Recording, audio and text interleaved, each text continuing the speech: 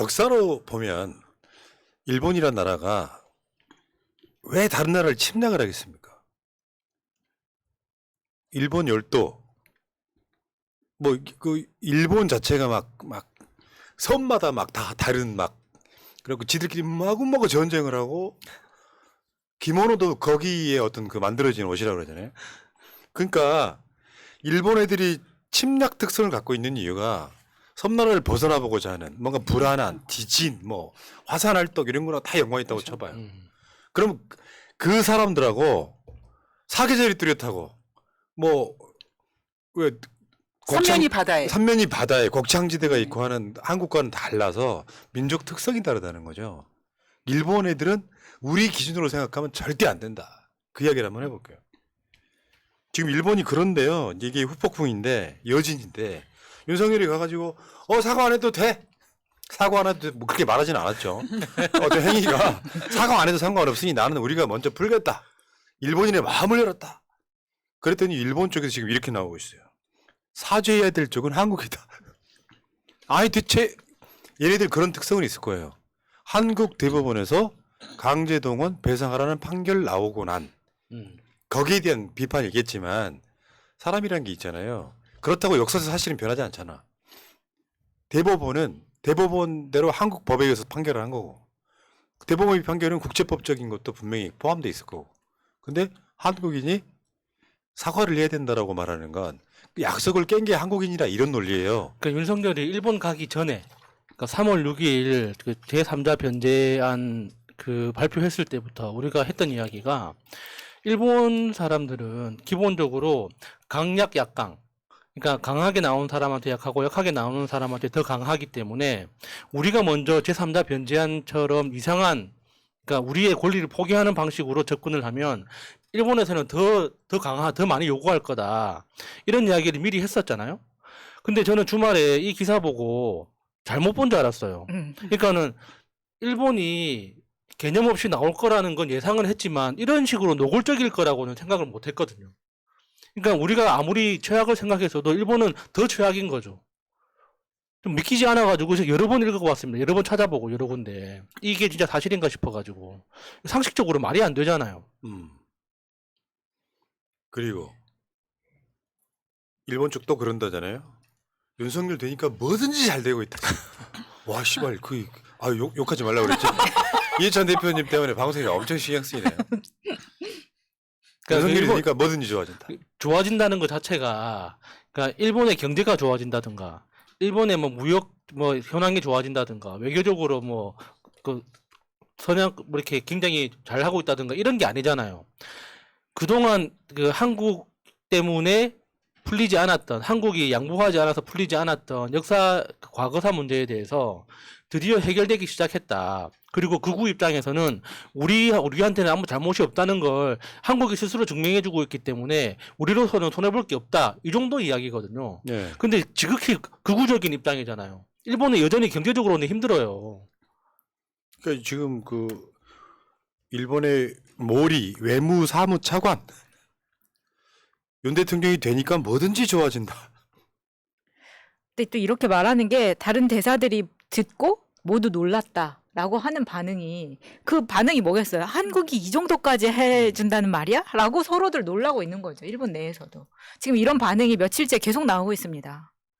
야, 그러면 한국 쪽에서는 난리가 나서 전 매국노를 처단하라고 했는데 일본에서는 막 박수를 쳐.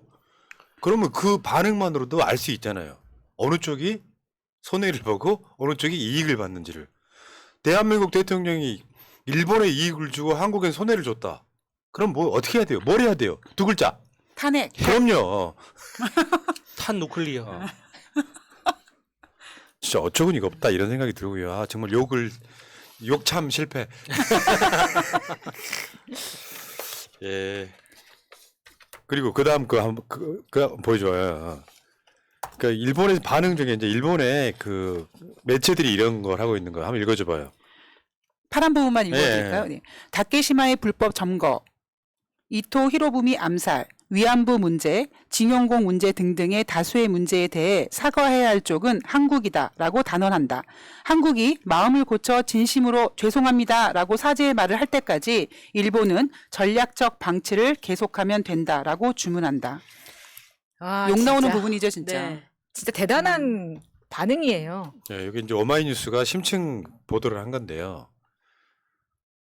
봐봐요.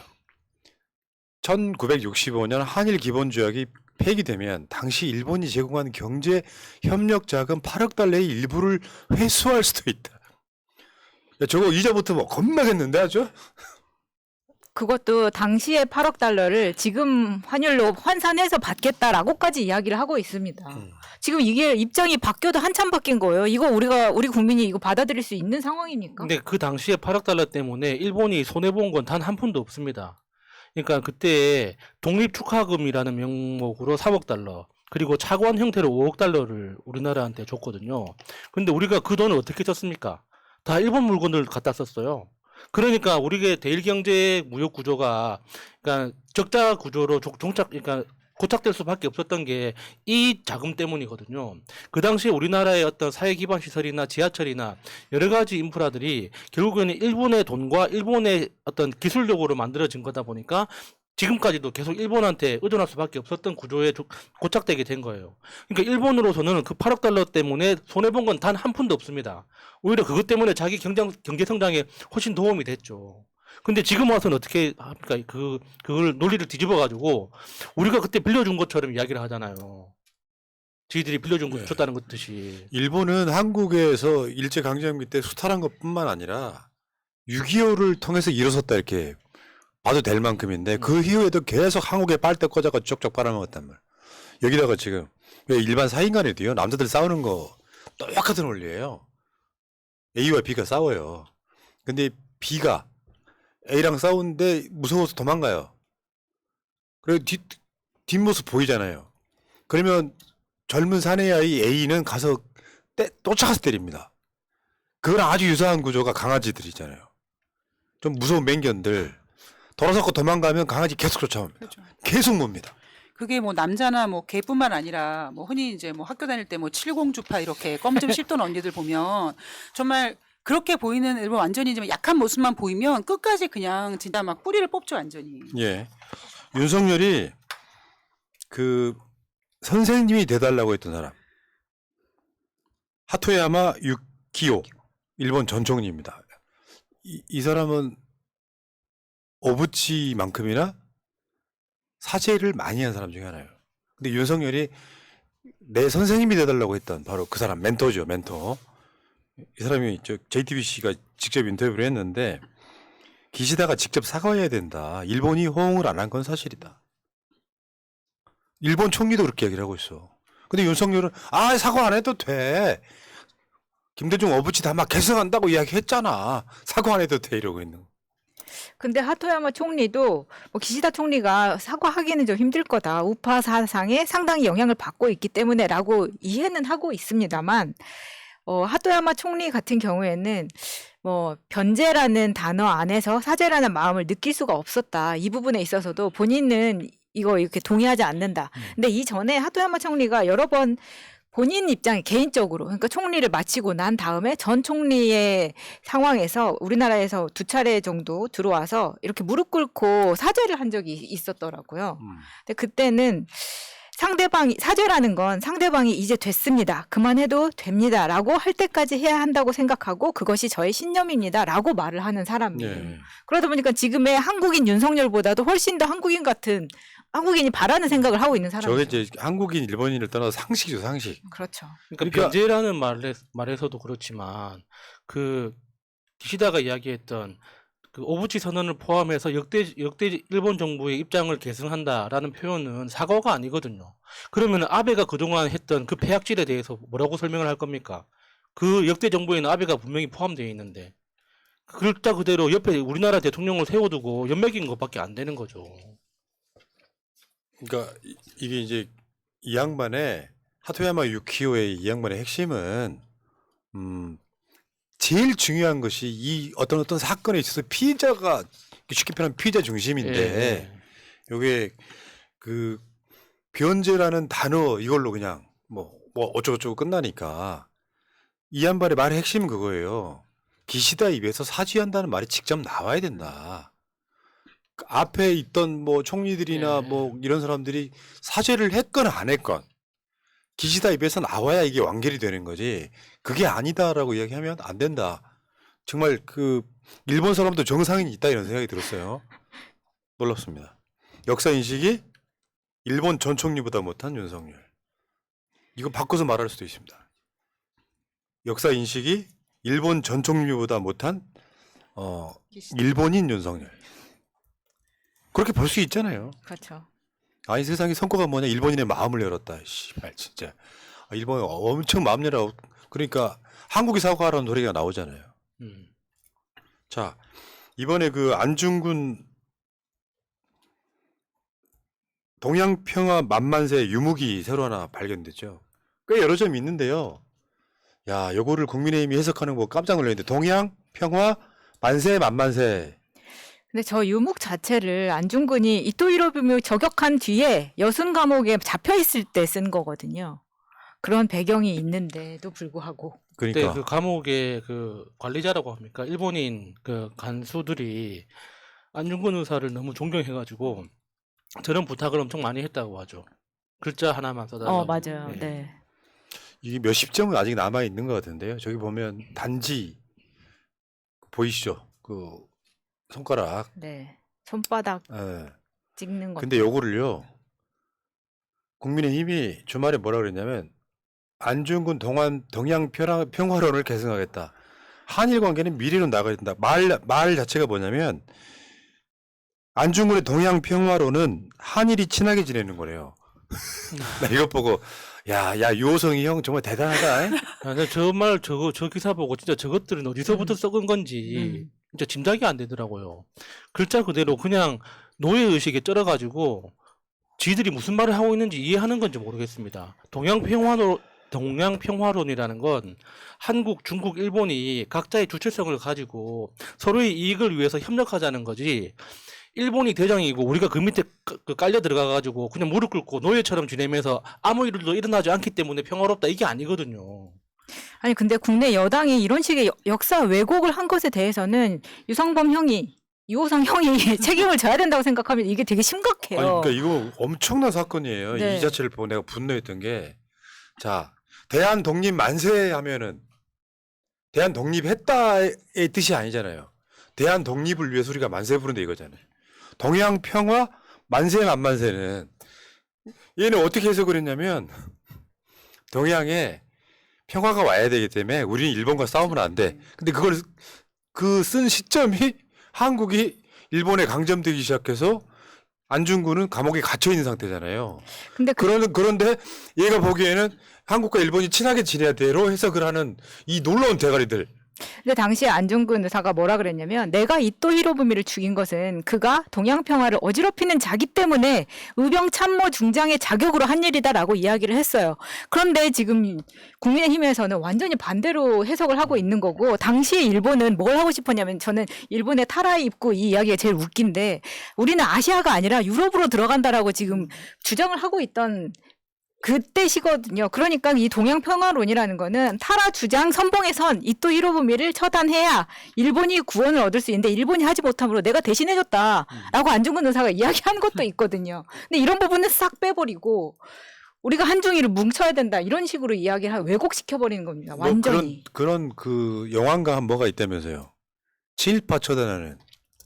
영웅 말씀하시는 아니 리멤버. 그거 말고 친일파 처단하는 영화가 있어요. 그 양반 배우 이름이 뭐더라?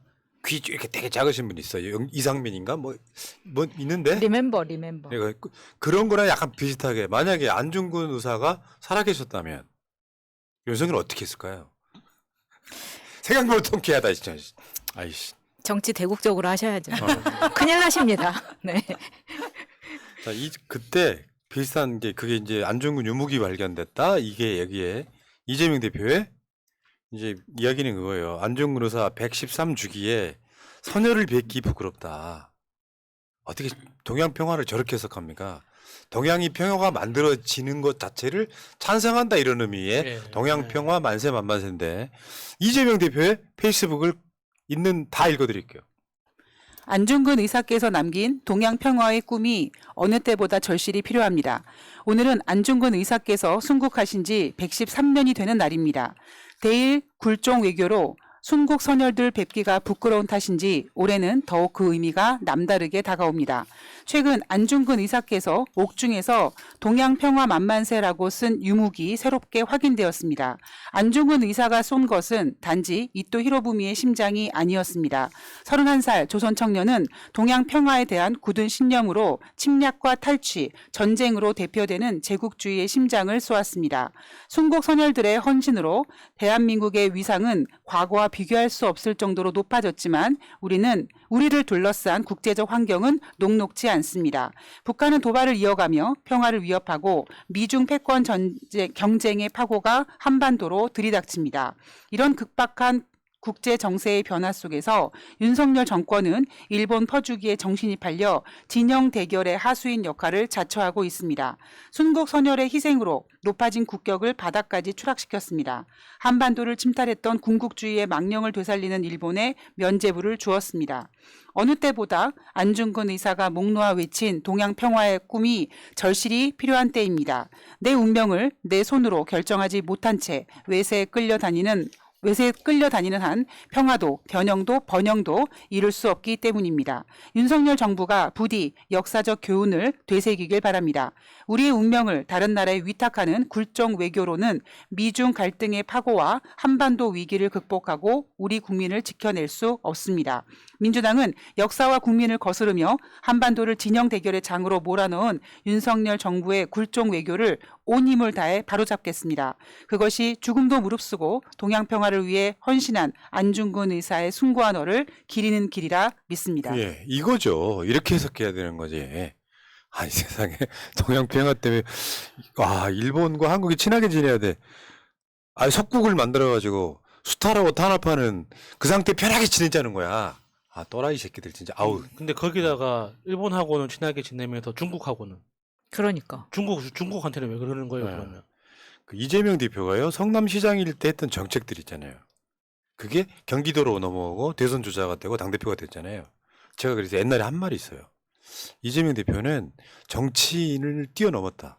정치가의 반열에 지금 대통령만 되면 정치가라는 소리 들을 만큼 본인이 앞서갔던 거 있잖아요. 막 기본소득이나 이런 무상 시리즈나 이런 것들 있잖아요. 근데 뭐 대장동 등 해가지고 악마화가 어마어마하게 진행되니까 거기에 좀 빛이 좀 발한 측면이 있지만 민주당의 이념을 맨 앞에서 끌고 간 그게 이제 대한민국을 맨 앞에서 끌고 가는 거랑 좀 똑같지 않을까 이런 생각을 해봤습니다. 지금 글 쓰는 것도 정치가의 냄새가 나요.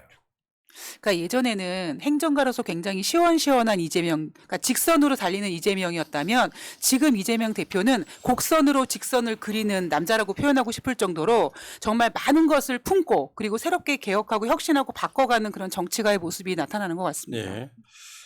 자, 알겠습니다. 여기까지 하시고 학문침의 힘님 아까 이미 시간이 지나 사라졌지만 감사합니다. 들 때마다 아프네요.